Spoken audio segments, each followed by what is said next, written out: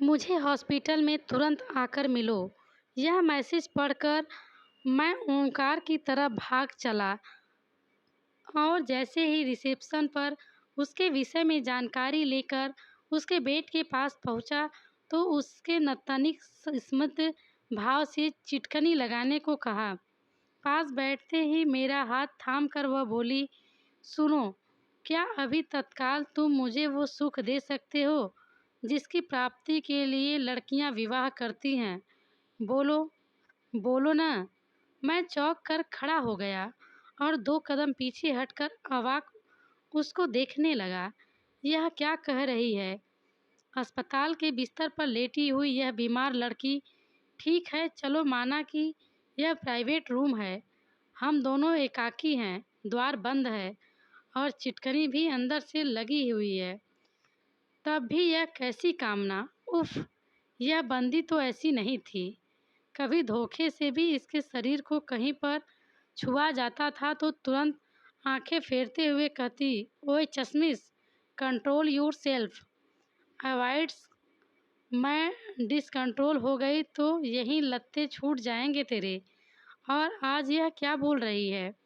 मेरे विचारों की तीव्र मंथानी को शांत करने वाली खनकती हंसी के साथ ताली बजाते हुए तनिक थके हुए स्वर में वह बोली, अपना मुंह बंद कर ले, मक्खियाँ न घुस जाएं कहीं। यार तू एकदम अकेला पीस है इस दुनिया में, ऐसा निश्चल और ऐसा निष्पाप। मेरी सहेलियों के लिए भले ही तू बुद्धू और बच्चा हो, किंतु मेरे लिए तो मिस्टर परफेक्ट है। कहकर उसने अपने हाथ के अंगूठे व तर्जनी को जोड़कर परफेक्ट चिन्ह को प्रदर्शित किया। पर तू ये बोली भी कैसे? मेरे आंसू निकल आए यह कहते हुए। ओए रोंदू, इधर तो आ जरा तू। अपने समीप आने का संकेत करते हुए बोली। पास जाकर स्टूल पर बैठ गया तो उसने भी भीगो लगी कलाई उठाकर मेरे चेहरे के आंसुओं को अपनी उंगलियों से पोंछकर मेरी ठुड्डी पकड़कर बोली, आप बहुत भोले हैं जय। मैं वही चाहती हूँ जो मैंने अभी आपसे कहा। यह लीजिए और मेरी मांग भर दीजिए। इसी के लिए तो हर स्त्री विवाह करती है ना। कहकर दूसरे हाथ से सिंदूर की डिबिया मेरे सामने रखकर वह खिलखिला पड़ी। तभी अटैच्ड बाथरूम से उसके मम्मी पापा, भैया भाभी और छोटी बहन सामने आ गए। मैं एकदम से उठ खड़ा हुआ। मुझे लगा कि अब हड्डी तोड़ पिटाई होने वाली है मेरी। मैं कुछ बोल पाता कि इसके पहले ही उसने मेरी कलाई पकड़ ली और अपने पापा से बोली, और कितनी परीक्षा लोगे इस बेचारे मम्मी, की? क्या अब भी आपको कोई दुविधा है? भैया भाभी, क्या अब भी आप दोनों मुझे लेकर चिंतित हैं? और लाडो देख लो, ऐसे भी लड़के होते हैं इस दुनिया में। इस बंदे के लिए तो मेरा साथ जैसे सूरज की धरती पर बना कर एक ठंडक की अपेक्षा करने जैसा रहा है। परिवार के सभी सदस्य सलज खड़े थे, जबकि छोटी बहन फपक फपक कर रो पड़ी। मैंने उसकी तरफ देखा तो वह मुझसे आकर लिपट गई और बोली, माफ़ करना जीजू, मैं आपको बनावटी, भोलू और स्वार्थी समझकर दीदी से बहस करती रहती थी। तभी पापा आगे बढ़े और मेरे कंधे पर हाथ रखते हुए कहा, बेटा, पिछले 27 महीनों में यह आपसे जब तक एकांत में कहीं मिली है तब यह अकेली नहीं रही, बल्कि हम में से कोई न कोई इसके आसपास ज़रूर रहा है। यह इसकी जानकारी में रहता था। लड़की का पिता सदैव आशंकित रहता है। मैं भी था, इसलिए इसके चुनाव को लेकर मैं सदैव तमाम प्रश्न करता रहता था।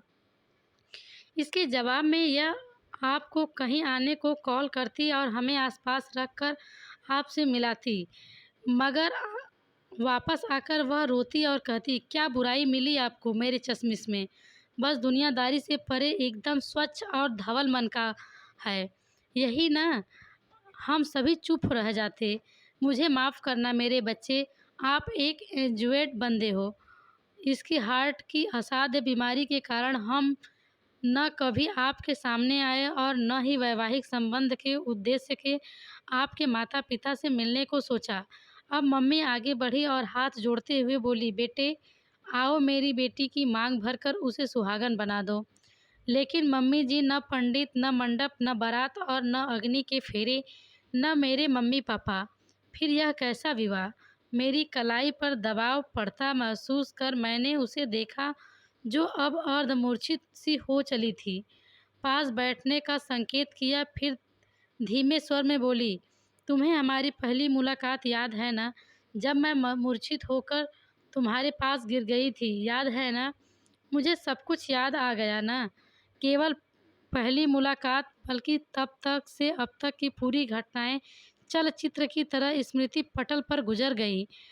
वह कह रही थी, तब मैंने कहा था कि डॉक्टर ने मुझसे मेरा अधिकतम 30 दिनों का जीवन शेष रहने को कहा था, लेकिन आज 27 माह बीत गए और यह सब संभव हुआ है आपके सानिध्य के कारण, आपकी उदासियों के कारण और आपके सदैव गंभीर रहने वाले निष्पाप चेहरे के कारण।